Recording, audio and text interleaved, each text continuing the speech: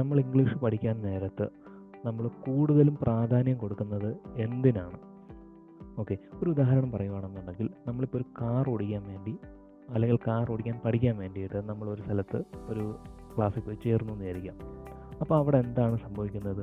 അവിടെ ആദ്യത്തെ ഒരു 10-15 മിനിറ്റ് നിങ്ങൾക്ക് കാറിൻ്റെ ബോണറ്റ്, അതിൻ്റെ സ്റ്റിയറിങ്ങിനെ കുറിച്ചൊക്കെ ഒന്ന് പറഞ്ഞു തരും.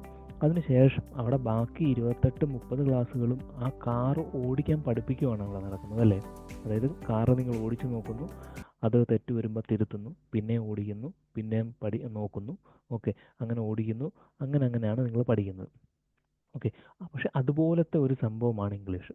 കാരണം ഇത് രണ്ടും സ്കിൽസാണ്.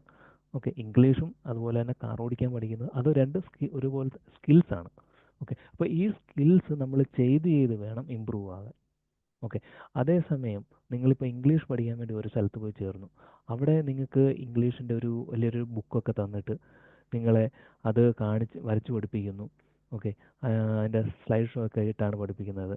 ഓക്കെ, അതെന്ന് പറയുന്നത് ഇപ്പോൾ നമ്മൾ കാർ ഓടിക്കാൻ പഠിക്കാൻ വേണ്ടി ഒരു സ്ഥലത്ത് ചെല്ലുമ്പോൾ അവിടെ കാർ ഓടിപ്പിക്കുന്നതിന് പകരം നിങ്ങൾക്ക് കാറിൻ്റെ ഡയഗ്രം ഒക്കെ വരച്ച് അതിൻ്റെ തിയറിയൊക്കെ എക്സ്പ്ലെയിൻ ചെയ്തിട്ട് ഇത് ടയറ്, ഓക്കെ, ഇതാണ് കാറിൻ്റെ കളറ്, ഇത് ബോണറ്റ്, ഓക്കെ, ഇത് എൻജിൻ, അതിൻ്റെ പ്രവർത്തനം ഇങ്ങനെയാണ് എന്നൊക്കെ തിയറിയൊക്കെ പറഞ്ഞ് നിങ്ങളെ പഠിപ്പിച്ചു കഴിഞ്ഞാൽ നിങ്ങൾ അതിൻ്റെ പരീക്ഷ, അതിൻ്റെ എക്സാം എടുക്കാൻ പോകുമ്പോൾ നിങ്ങൾ എടുക്കാൻ പറ്റുമോ ഇല്ലയോ?